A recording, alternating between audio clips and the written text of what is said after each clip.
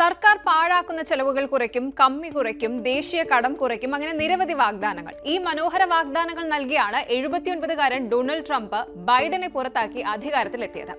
എന്തായാലും ഈ പറഞ്ഞ വാഗ്ദാനങ്ങൾ വെറും വാക്കുകളായി മാത്രം തുടരുകയാണ്. കാരണം ദേശീയ കടത്തിൽ $12 ട്രില്യൺ കൂട്ടിച്ചേർക്കാനുള്ള പാതയിലാണ് Trump.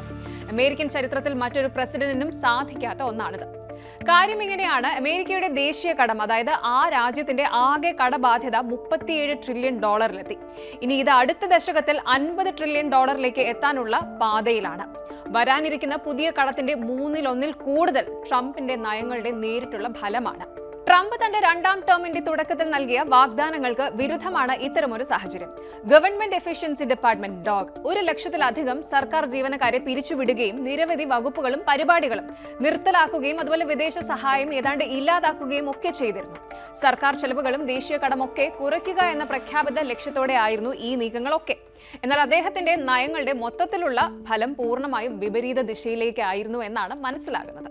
One big beautiful bill ഉൾപ്പെടെയുള്ള ട്രംപിന്റെ നയങ്ങൾ അടുത്ത ദശകത്തിൽ ദേശീയ കടത്തിൽ $5 ട്രില്യൺ വരെ കൂട്ടിച്ചേർക്കുമെന്ന് കോൺഗ്രസ് ബജറ്റ് ഓഫീസ് CBO കണക്കാക്കിയിട്ടുണ്ട്.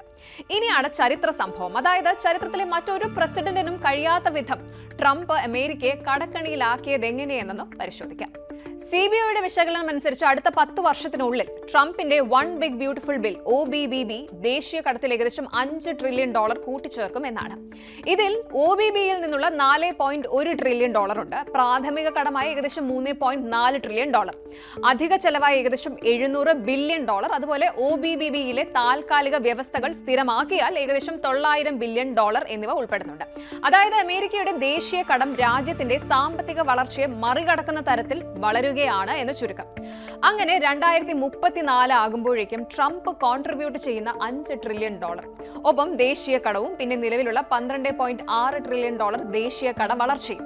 അങ്ങനെ മൊത്തം ദേശീയ കടം $54.6 ട്രില്യൺ ആയി ഉയരുമെന്നാണ് CBO റിപ്പോർട്ട് ചെയ്യുന്നത്.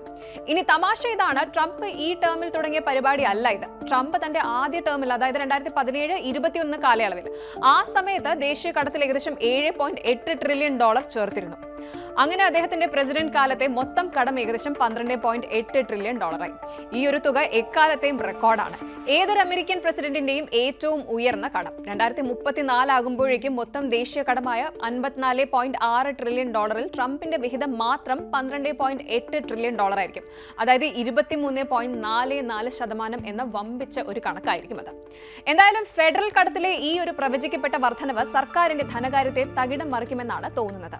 അതേസമയം ആശങ്കകൾ ഉണ്ടെങ്കിലും ട്രംപും അദ്ദേഹത്തിന്റെ ടീമും ശുഭാപ്തി വിശ്വാസം പുലർത്തുകയാണ്. നികുതി ഇളവുകൾ, ടാരിഫ് വരുമാനം, സർക്കാർ ചെലവുകൾ എന്നിവയുടെ സംയോജനം ആത്യന്തികമായ അമേരിക്കൻ സമ്പദ് വ്യവസ്ഥയെ ശക്തിപ്പെടുത്തുമെന്നാണ് അവർ ഇപ്പോഴും വാദിക്കുന്നത്. ഇനി ഇത് അമേരിക്കക്കാരുടെ പോക്കറ്റിനെ എങ്ങനെ ബാധിക്കുമെന്ന് കണ്ടു തന്നെ അറിയണം.